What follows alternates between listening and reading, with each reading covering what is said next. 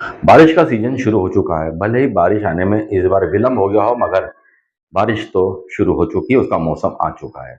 आमतौर पर देखा जाता है कि बारिश का मौसम प्रारंभ होने के कुछ समय पहले से ही नगर पालिका नगर के विभिन्न नालों और नालियों की साफ सफाई का काम शुरू कर देती है, ताकि नगर के अंदर जल भराव की स्थिति पैदा न हो।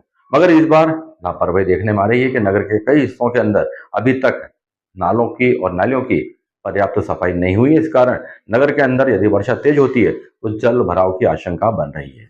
वहीं हम बात करें कोट घाटी के नीचे बने हुए पंप हाउस की, जहां पर बस स्टैंड, खाल और शहर के अन्य क्षेत्रों का पानी यहां पर पंप करके आगे नदी में फेंका जाता है, तो यहाँ पर अभी एक गंदगी पसरी पड़ी है। नालों की सफाई को हुए काफी महीने बीत चुके हैं। पूरा नाला प्लास्टिक और अन्य गंदगी से भरा पड़ा है। अब यदि ऐसे में शहर के अंदर तेज बारिश हो जाती है तो यहाँ पर पानी निकासी के लिए कोई साधन नहीं है, पानी पंप तक नहीं पहुंच पाएगा और नगर का एक बड़ा क्षेत्र जल भराव की समस्या से ग्रसित हो जाएगा।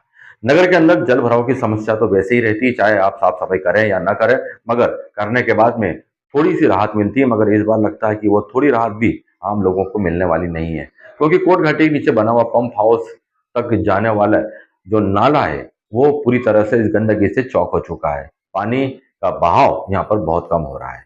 अभी स्थिति यह है तो आप सोच सकते हैं यदि नगर के अंदर तेज बारिश होती है तो फिर यहाँ की स्थिति क्या होगी, क्योंकि बस स्टैंड, खाल और कुछ क्षेत्र ऐसे हैं जहाँ का सारा पानी इसी नाले में से होकर पंप हाउस तक पहुंचता है। अब जब पानी ही पंप हाउस तक नहीं पहुंच पाएगा तो फिर आप सोच सकते हैं कि नगर के अंदर जल भराव की स्थिति क्या दृश्य पैदा कर सकती है।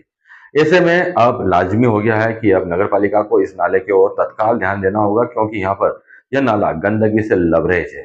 गंदगी को साफ करने के बाद ही हम थोड़ी सी राहत की उम्मीद कर सकते हैं कि बस स्टैंड, खाल और दूसरे क्षेत्रों के अंदर जल भराव ना हो।